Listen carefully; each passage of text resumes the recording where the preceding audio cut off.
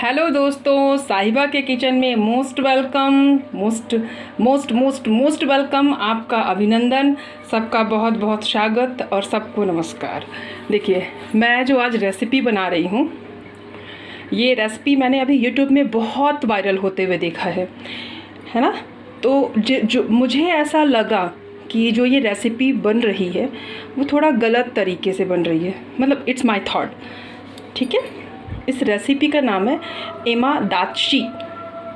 ठीक है, एमा का मतलब होता है मिर्च, दातची का मतलब होता है चीज़। ये भूटान की नेशनल डिश है। इसमें वहाँ पे काऊ चीज़ यूज़ किया जाता है या फिर अमूल का चीज़ यूज़ किया जाता है। मैं इसलिए इतनी श्योर होके बता रही हूँ इस एमा दातची रेसिपी के बारे में, क्योंकि जनवरी 2020 कोविड आने के 2-3 महीना पहले ही मैं और मेरे हस्बैंड घूमने गए थे भूटान। तो हमने वहाँ पे ये रेसिपी खुद अपने सामने बनवा के खाई है। एमा दातची रेसिपी कहते हैं इसको। ये भूटान की फेमस रेसिपी है, the national dish of Bhutan. ठीक है, इसमें मैंने जितने भी वीडियोस देखे उसमें लोग तड़का लगा रहे हैं। नहीं, गलत तरीका है। इसमें गलत तरीका ये है कि इसमें तड़का नहीं लगाना है। अब इसमें सबसे पहले हम देख लेते हैं। इसमें हम ग्रीन चिली और रेड चिली मिलाए हैं, गार्लिक, ऑनियन, कैप्सिकम, टोमेटो और ब्लैक पेपर। सब पिसा हुआ ब्लैक पेपर मिला रहे हैं, गलत। इस रेसिपी में खड़े ब्लैक पेपर पड़ते हैं। ठीक है, वहाँ पे भूटान में ब्लैक पेपर को कुछ और बोलते हैं, मुझे भी वो वर्ड याद नहीं आ रहा है। ठीक है, तो इन सब को एक साथ मिला के कढ़ाई में डाल दिया जाता है। ठीक है, सबको एक साथ। लास्ट तक वीडियो देखिएगा तो समझ पाइएगा। मेरे पास हरी प्याज नहीं थी, इसमें हरी प्याज भी भूटान में डलती है, मेरे पास नहीं थी तो मैंने वो स्किप कर दिया है, हरी प्याज। ठीक है, इन सबको डालने के बाद हम इसमें डालेंगे ऑलिव ऑयल। वहाँ पे ऑलिव ऑयल यूज़ करते हैं। 1 चम्मच मैंने यूज़ किया है, ये फिगारो का ऑलिव ऑयल। ठीक है, 1 चम्मच पड़ता है। ठीक है, और थोड़ा सा नमक। ठीक है, थोड़ा सा सॉल्ट, और साथ में पड़ता है 1 ग्लास वाटर। ठीक है, अब इसको बॉईल करने दिया जाता है। ठीक है, ये जब तक बॉईल हो रहा है तब तक मैं आपसे कुछ भूटान की बातें करती हूँ। ठीक है, इसको हम लोग हाई फ्लेम पे पकाएंगे। ठीक है, 5 मिनट को हम लोग इसको बॉईल होने देते हैं। ठीक है, तो हम लोग गए थे 1 से 10 जनवरी 1 to 10 जनवरी हम लोग की 10 दिन की ट्रिप थी भूटान में, और मैं और मेरे हस्बैंड गए थे। कोविड की लहर जो आई थी वो मार्च अप्रैल के समथिंग आई थी 2020 में। हम जनवरी में गए थे। अगर हम लोग जल्दी नहीं लौटते, हम लोग का ट्रिप अगर और लास्ट वीक जनवरी में होता तो शायद हम लोग भूटान में ही लॉकडाउन हो जाता हम लोग का भी, लेकिन बाय गॉड हम लोग बच गए। तो जब हम लोग भूटान में थे तो हमने एक जगह, आप सर्च करिएगा स्टोन बाथ, वहाँ बहुत फेमस है स्टोन बाथ। जो भी जाता है स्टोन बाथ ज़रूर करवा के आता है। तो हम लोग ने स्टोन बाथ जब करवाया था तो वहाँ पे चार्जेस बहुत ज़्यादा थे, मतलब 5,000, 6,000, 10,000, क्योंकि टूरिस्ट प्लेस है भूटान भी, तो बहुत ज़्यादा चार्जेस थे।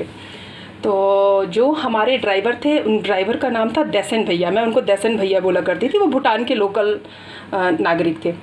उन्होंने अपने किसी दोस्त से, जो कि घर में स्टोन बाथ देता था टूरिस्ट को 2,000 रुपये पर पर्सन में, मुझे और मेरे हस्बैंड को वहाँ ले गया। तो वहाँ पे हमें लगी थी भूख, और हम हैं वेजिटेरियन, और वहाँ पर ज़्यादातर सभी नॉन वेजिटेरियन होते हैं। तो उस जहाँ हमने स्टोन बाथ कराया था, मुझे प्लेस का नाम भूल रहा है, वहाँ पे ये रेसिपी उन लोगों ने हमें स्टिकी राइस और इस रेसिपी के साथ उन्होंने बना के खिलाई थी, स्टिकी राइस के साथ में। ये उन्होंने हमें खिलाया था जहाँ हमारा स्टोन बाथ हुआ था। तो हमने बनते हुए देखा है इस रेसिपी को भूटान में। उसके बाद एक और किस्सा है भूटान का, बहुत सारे किस्से हैं, तो एक किस्सा और मैं आपसे शेयर करती हूँ रेड राइस का। मेरे हस्बैंड को नई नई चीज़ें अलग अलग कंट्रीज़ में या अलग अलग स्टेट में जाके ट्राई करने का बहुत शौक़ है। उन्होंने रेड राइस ऑर्डर किया। मुझे मन में डाउट हो रहा था, रेड राइस मतलब आप लोग को पता होगा मध्य प्रदेश में और यूपी में, बिहार में एक हरछठ करके त्यौहार होता है जिसमें महुआ खाया जाता है और फसही का चावल खाया जाता है। तो उसमें जो रेड राइस हम खाते हैं जिसको हम कहते हैं फसही का चावल, वही फसही का चावल भूटान में रेड राइस के नाम से फेमस है। तो जब वो आया, मेरे हस्बैंड को मोटा चावल खाने की आदत नहीं है, वो मोटे मोटे लाल रंग के चावल आधे कच्चे थे, वो जब लाके दिया तो मेरे हस्बैंड ने कहा मैं तो नहीं खा पाऊँगा। मैंने कहा यार पैसे लगे हैं, और वहाँ हर चीज़ें बहुत महंगी थी, बहुत महंगी थी। तो मैंने 5-6 चम्मच कैसे भी खाया, पर मुझसे भी नहीं खिलाया गया। मैंने लास्ट में कहा कि सॉरी मैं नहीं खा पाऊँगी। तो मेरे हस्बैंड इस चीज़ में बहुत अच्छे हैं, उन्होंने कहा ठीक है नहीं खाना, ज़बरदस्ती मत खाओ। मैंने भी हटा दिया। एक तो ये किस्सा रेड राइस का है जो कि हुआ। दूसरा हुआ pink latte, pink latte. Please comment करिएगा किस किस को पिंक लाते पता है। चलिए मैं बता ही देती हूँ। तो फिर से हम एक रेस्टोरेंट में गए, घूमा तो हमने 10 दिन बहुत पूरा भूटान घूमा।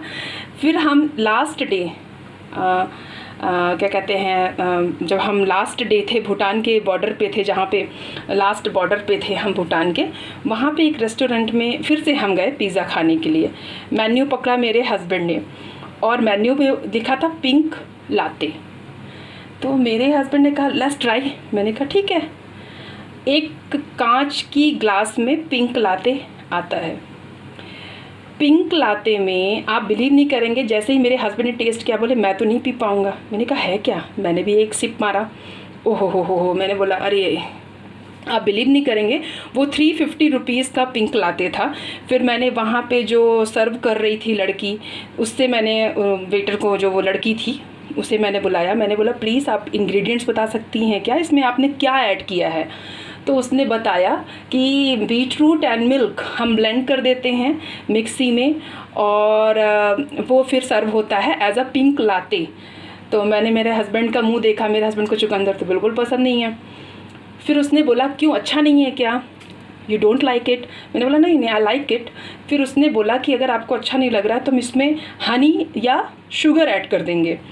तो मतलब वहाँ पे लोग पिंक लाते पीते हैं, और कैसे पीते हैं, यही जो मैंने बताया आपको कि बीटरूट और मिल्क को ब्लेंड किया और एक ग्लास के बहुत बढ़िया से कांच के ग्लास में सर्व कर देते हैं। तो वो ला के दिया गया और मेरे हस्बैंड ने कहा मैं तो बिल्कुल भी नहीं ले सकता हूँ, मुझे बिल्कुल पसंद नहीं है। फिर कैसे भी मैंने मुंह बना के थोड़ा थोड़ा मतलब सामने का नज़ारा देख के, रेस्टोरेंट का नज़ारा बहुत प्यारा था सामने, जस्ट बहुत ही अच्छा जो भूटान के कल्चर का बौद्धिस्ट टेम्पल था वो था। तो वो देख के मैंने कैसे भी ख़त्म किया, ठीक है। और वो 350 रुपीज़ का था। बात पैसे की नहीं है, बात ये हो रही है कि मेरे हस्बैंड का जो ये नया चीज़ें ट्राई करने का मन बन जाता है तो वो नहीं खाते, फिर लास्ट में मुझे खाना पड़ता है। लेकिन कई बार मैं सीधे बोल देती हूँ भाई मैं तो नहीं खा सकती, तो वो भी कहते हैं ठीक है मत खाओ, ज़बरदस्ती मत खाओ, ठीक है। तो फिर उसके बाद अब आते हैं हम इंग्रेडिएंट्स पे, बातें तो ख़त्म ही नहीं होंगी मेरी। तो इंग्रेडिएंट्स में आते हैं। अब ये थोड़ा सा बॉईल हो चुका है, इसमें हम डाल देंगे घी। मेरे पास बटर ख़त्म था, मैंने यूज़ किया है ये गोवर्धन घी, ठीक है। तो इसमें मैंने डाला 1 चम्मच घी। आप बटर यूज़ कर सकते हैं, बटर से स्वाद बहुत अच्छा आता है। अब इसको थोड़ा हम और उबल जाने देते हैं। मैं भूटान गई थी, हम लोग 10 दिन अलग अलग रिजॉर्ट रेस्टोरेंट में रुके थे। वहाँ पे ज़्यादातर चीज़ें इंडियंस ही जाती थी, वहाँ पे फैक्ट्री वगैरह तो इतना है नहीं, इंडस्ट्रियल एरिया तो है नहीं। तो चाइना और भारत से ही ज़्यादातर चीज़ें वहाँ जाती हैं, क्योंकि बॉर्डर पे चाइना भी है और बॉर्डर पे भारत भी है। तो पूरा जो कह सकते हैं आप जो हेल्प होता है भूटान को, वो इंडिया और चाइना के तरफ से ही होता है। तो ये हमारी रेसिपी थी। चलिए तब भूटान के बारे में, जब तक ये बॉईल हो रहा है तब तक हम और कुछ शेयर करते हैं भूटान के बारे में। तो 10 दिन के ट्रिप में मुझे बहुत मज़ा आया। हम लोग जब दिल्ली से फ़्लाइट पकड़े थे भूटान के लिए, तो वो फ़्लाइट काठमांडू में 1 घंटा रुकती थी। फिर वहाँ पे जो भी पैसेंजर रहते रहे होंगे, मतलब एयरपोर्ट पे वो चढ़ते थे और फिर वहाँ से भूटान के लिए फ़्लाइट जाती थी। तो दिल्ली में भूटान के ही एक बच्चे से मेरी मुलाकात हुई फ़्लाइट में। उसका नाम है जैनफेन नॉर्बू। तो उससे मेरी दोस्ती हुई। Is very naughty. उसकी सर्जरी हो रही थी दिल्ली में, जिसके कारण वो भूटान से ट्रैवलिंग करके उसकी मम्मी पापा और वो आते थे, जैनफेन नॉर्बू। तो हमारी दोस्ती हुई जैनफेन नॉर्बू से। He is a very cute boy, very naughty. तो उससे मेरी दोस्ती हुई। फिर हम लोग जब भूटान गए तो उसके ग्रैंड पेरेंट्स सब ने हमें कॉल किया। हम मतलब नंबर ट्रांसफ़र हुआ, फेसबुक में हम फ्रेंड बन गए जैनफेन नॉर्बू के साथ में। तो उनके पेरेंट्स और ग्रैंड पेरेंट्स ने हमें कॉल किया कि प्लीज़ आप भूटान आए हैं तो हमारे यहाँ भी आइए। पर सडनली हम लोग नहीं जा पाए। हमने कुछ गिफ्ट वगैरह भी ख़रीदा था बच्चे के लिए, पर हम लोग दे भी नहीं पाए और भूटान में जा भी नहीं पाए। और वहाँ पे पारो एक जगह है, वहाँ पे है टाइगर नेस्ट। ये मॉन्क बुद्धिस्ट टेम्पल है, बहुत प्यारा था। वहाँ पे ट्रैकिंग करना पड़ता है। तो हम और मेरे हस्बैंड ट्रैकिंग करने में इतना थक गए थे, और वहाँ के जो लोकल भूटानीज़ थे वो बहुत जल्दी ट्रैक कर पा रहे थे। तो please you can visit Bhutan. बहुत ही पीसफुल जगह है, बहुत ही अच्छी जगह है। हम लोग गए, बहुत इन्जॉय किए, हमें बहुत अच्छा लगा। और उसके बाद कोविड लग गया 2020 मार्च या अप्रैल में। अपने भारत में भी लॉकडाउन हो गया था, तो सही समय पे हम घूम आए। तो बस मेरा ये इतना कुछ बोलने का मतलब था कि जो ये वीडियोस दिखा रहा है वो मुझे तो सही नहीं लगा। मैंने जो अपने आँखों से रेसिपी देखी है वहाँ पे, वो रेसिपी मैंने आपसे भी शेयर की। अब मैंने ये चीज़ शेयर की, ये चीज़ डाला है इसमें, गो चीज़। इसकी 2 स्लाइस डाली है मैंने। यहाँ पे गर्मी बहुत पड़ रही है, उस कारण से ये मैं फ्रिज में रखना भूल गई थी। तो ये चीज़ जो है पूरी मेल्ट हो गई है। तो अब मैं इस चीज़ को कैसे भी करके डालती हूँ। ये सारा कुछ चीज़ जाएगा इसमें। क्या है, हमारे इंडियन खाने को ना इतना स्पाइसी बना दिया जाता है कि उसको तड़का लगाया जा रहा है, लहसुन प्याज को। नहीं, तड़का नहीं लगाना है, ये ऐसे बनती है रेसिपी। क्योंकि खुद मैंने स्टिकी राइस के साथ में इसे खाया है, इसलिए मैं आपसे शेयर कर पा रही हूँ। क्योंकि मेरा 10 दिन का ट्रिप था भूटान में, सो मैंने देखा है। तो बताइएगा, लाइक कमेंट करिएगा कि कैसा बना है। और इसमें आप और चीज़ डाल सकते हैं।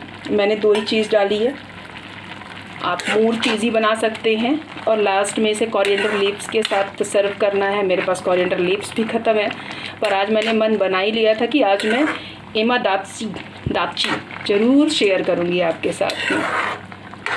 ठीक है, तो मैंने कुछ किस्से बताए, जैसे कि रेड राइस, पिंक लाते।